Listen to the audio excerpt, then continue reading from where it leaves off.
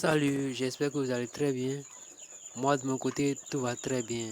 Je m'appelle Avdias, je suis promoteur de la femme des AE ainsi que de cette chaîne. Sur cette chaîne, nous parlons d'élevage de poulets, que ce soit les poulets locaux, des poulets Goliath, des poulets de chair également. Nous faisons la reproduction des COP 500. Alors si vous êtes intéressé par tout ce qui a rapport avec l'élevage des poulets, vous êtes au bon endroit. Il suffira juste de vous abonner, de cliquer sur la cloche de notification pour ne plus rater nos prochaines vidéos. C'est la nuit chez moi, en fait. Alors, dans cette vidéo, je souhaite parler des conditions que doit remplir un aliment pour être qualifié d'aliment de qualité en fait. C'est une provenance que j'ai achetée par exemple, ou bien c'est une provenance que moi-même j'ai décidé de préparer. Maintenant, comment savoir si elle est de bonne qualité en fait? C'est à cela que la vidéo doit répondre normalement. Maintenant, comment savoir si l'aliment préparé ou acheté est de bonne qualité? Un aliment de bonne qualité, c'est un aliment qui renferme d'abord un taux de protéines qui est adapté à l'âge des sujets normalement. Un aliment de qualité, c'est un aliment qui renferme également une quantité d'énergie qui est adaptée également à l'âge des sujets. Un aliment de qualité, c'est un aliment qui est apprécié par tous les sujets. C'est-à-dire quoi? Je fais référence au côté lié à l'appétit des sujets en fait, quoi. Je prépare un aliment ou j'achète un aliment et qui renferme tout, que ce soit taux de protéines, taux d'énergie normal en fait. Mais les sujets n'aiment pas cet aliment-là. Les sujets n'arrivent pas à manger l'aliment. Les sujets ne viennent même pas vers l'aliment-là ou bien ne le consomment pas comme cela doit être en fait. C'est-à-dire quoi? La quantité normale n'est pas consommée.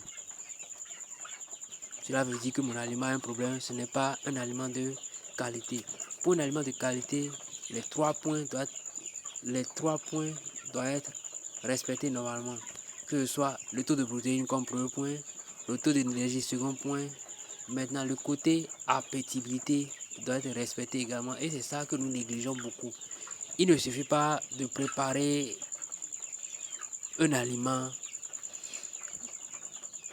comme ça en fait. Il faut tenir compte de ces trois points-là en fait. Maintenant, dans l'aliment, qu'est-ce qui amène les sujets à ne pas aimer l'aliment préparé en fait? Qu'est-ce qui amène les sujets à ne pas aimer l'aliment préparé? Il y a d'abord le goût. Si la saveur n'est pas bonne, les sujets ne vont pas aimer, les sujets ne vont pas manger l'aliment également en fait, quoi. Maintenant, il y a un autre point qui est l'odeur en fait.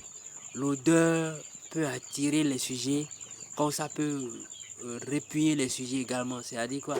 Rien qu'en sentir l'odeur, les sujets peuvent aimer l'aliment ou soit fuir l'aliment en fait, quoi.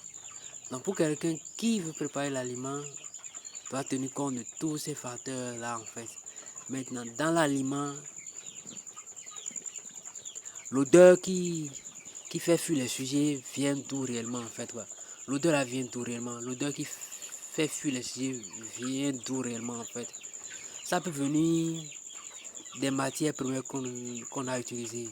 Peut-être le maïs qui est gâté, le soja qui est un peu gâté qu'on a utilisé.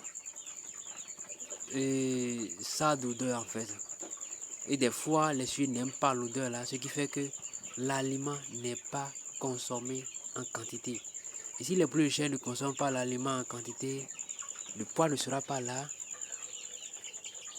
L'aliment aura beau renfermer le taux de protéines normal, le taux d'énergie normal, mais les sujets ne vont pas grandir parce que l'aliment n'est pas consommé en quantité comme cela doit être en fait. Alors, il faut faire attention à tous ces paramètres avant de se lancer dans la préparation d'aliments en fait. Il faut faire attention à ces paramètres-là. Le taux de protéines, le taux d'énergie, le côté appétibilité de l'aliment en fait quoi.